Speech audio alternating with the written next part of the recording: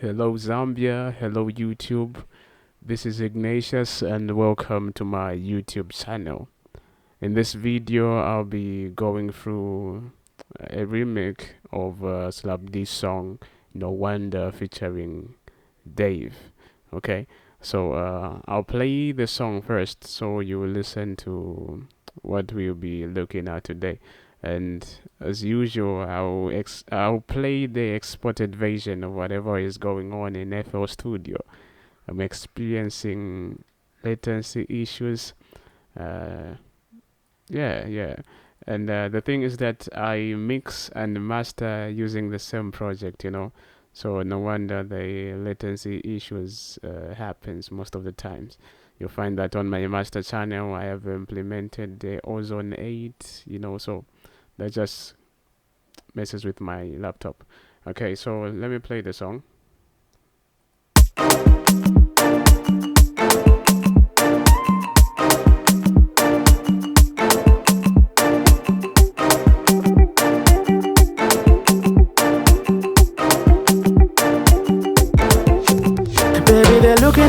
They're looking at you like you are Mungeli. Baby, tryna touch you, tryna fix you like you a Bugatti. I don't know why, baby, I never knew why, baby. Now I know why, baby, cause you're beautiful, beautiful. No wonder, no wonder, no wonder they're looking at you, baby girl. Ooh, no wonder, oh no wonder. No wonder they follow you everywhere.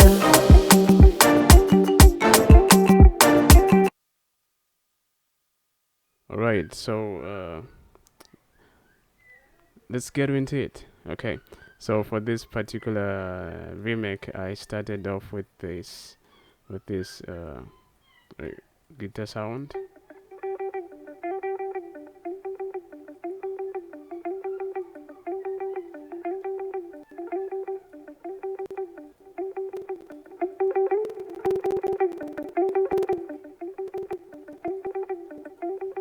Yeah, I just recorded something. Yeah, so after that I then implemented the kick and snare.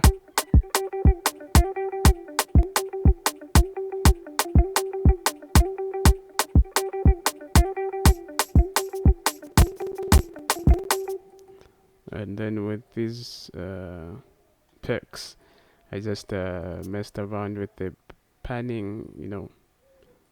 Yeah, I messed around with the panning. Yeah, like that.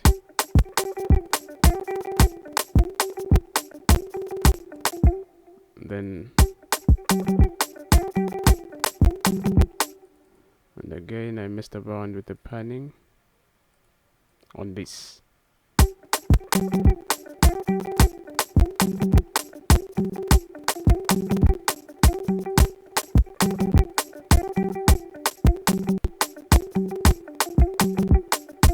No wonder. Alright.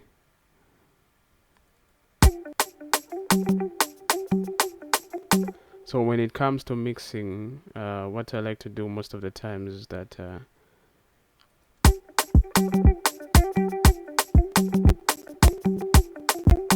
I'll have the snare, the kick, the 808.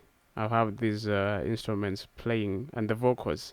Yeah, I'll have these things playing, and then I just mix my whole song, building up on that. Looking at you, they're looking at you like you are Mungeli. Baby, tryna. And when mixing the vocals, you need to pay close attention to the delays and reverb. I'm sure you're already familiar with my workflow when it comes to the reverb and all that, you know. Yeah, because I've already exposed some content to you guys concerning my FL Studio workflow on how I do things here and there. So yeah, Looking at you, they're looking at you like. so I always make sure I start with these few instruments, because if you can get the vocals, kick, 808 or bass, and the snare sounding great, then you won't have a lot of stuff to do, you know. Looking at you, they're looking The at you. song will be on point already, unless you mess up some things, as in adding a trumpet in a song that doesn't require a trumpet. Okay. Then Baby, they're looking at you like you are Mungeli. Baby, tryna touch you, tryna fix you like you are Bugatti. I don't know why, baby. so for the kick, when mixing, I always implement a soft clipper, you know. Yeah, I'm sure in my other FLP projects that I've been putting up in the descriptions, in my description, I haven't really talked about this issue. Okay. YouTube. All right, so I usually use the soft clipper, and then I just mess with the post gain, and then what I do is that I'll go to the, let's say, kick, then I'll come here to this section, the levels adjustment section, and then I'll just start messing with the volume here, you know. No wonder. So here's the kick without what I do. No wonder. Then slowly I'll start raising the gain. No wonder. It won't clip because of the no wonder they're looking at you, soft baby clipper that is going girl. there. No wonder. And what this does is that it brings that punch to your instrument, you know. Your kick will be sounding at least professional. And I do this for the snare, I do this for the hi-hat sometimes, I do this for some selective, so to say, instruments. Yeah, I like to do that, you know. And you'll find that when I add that, and the instrumentations, the whole of it comes into play, my kick, my snare, my hi-hat, all of those things will just be constant in volume. They'll be upfront, they won't be ducking any instruments, you know. So do that. Okay, do that. No wonder. No wonder. And for the vocals, I always make sure that I implement this C6 sidechain stereo plugin, you know. I use these settings, and sometimes I just mess around with one or two things here and there. So what this does is that it removes some certain harsh sounds from the vocals, you know. When you just play the vocal without this, you find that there'll be those sounds like they'll be too harsh, you know. It becomes unpleasant when hearing the song. But when you add this, the vocal sounds smooth. The vocal sounds just right. Okay, so I like to implement this on the vocals. So I'll be dropping the link of this FLP in the description if you want to check it out. Okay, should I even put this up there?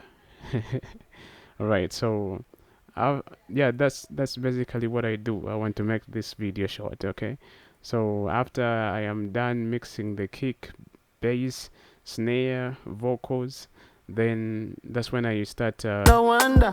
adding up some instruments, No you know, wonder. like yeah. No wonder.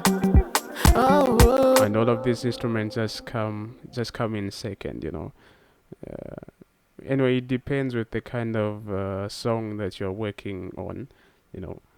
But for this particular song, the vocals, the kick, the snare, the bass have to be up front. The rest can come behind, you know. Yeah, so it depends. And as I always say, less is more. So don't add a lot of stuff to your songs, okay? Unless it's really necessary. And again, you have to make sure that you mix them accordingly. No wonder. So for this song, you find that they implemented is it saxophone? a phone. They implemented this sound, and you find it playing on just one part. Okay, that is some principles that you need to have when making songs. Your sound or your sample doesn't have to play throughout the whole song. Just make it. I mean, put it on some portions. Okay? No wonder. Like what they did there, and you won't hear it again. Yeah, so it's very important to put into in consideration such kinds of things. Okay, yeah. So again, they added in. You are Mungel, baby, tryna touch you, tryna fix you. They added in the sound. It's not playing throughout again. It's just playing on some portion. It's important to have this kind of principles, you know. It's very important. Like for instance, on the saxophone, they strategically placed it there because in a live band, you find that maybe the person holding the trumpet, they won't play throughout the whole song, so they will just play on selective parts. You know, you need to have that kind of mindset when making your beats. Okay, you need to have that kind of mindset. Of course, the keyboard can play throughout, but some instruments like the saxophone, you know, etc., you don't have to play them throughout. Unless it's necessary, of Looking course. at you, they're looking at you like you are Mungel, baby, tryna touch. And it's always important to make your song sound, you know, sound full. Let's say when you are hearing them or listening to the song in your headsets, you have to make sure that the sound is somehow 3D, you know what I'm saying? Not Kanveka Shepakat. You know, there's this way of making beats. It's not really the right way, but people do this. You find that they don't pan instruments. Everything is just centered. The kick is centered, the keyboard is centered, the guitar is centered, everything is centered. That is not right, guys. I hope we're not doing that. You need to pan your instruments, and as I like to say, use the some plugins that deal with panning and all that, you know.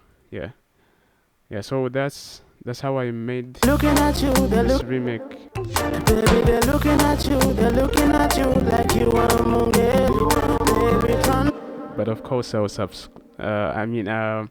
subtract a few things, you know, so that I keep you guys coming for more.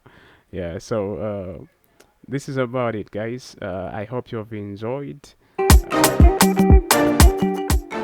I hope you've enjoyed, and Baby, they're looking at you, like you are Mungel. sorry for keep you guys waiting. I know I've been taking time to post new videos, but I'll try by all means to update new content frequently. Okay, thank you for watching. Enjoy. I'm out.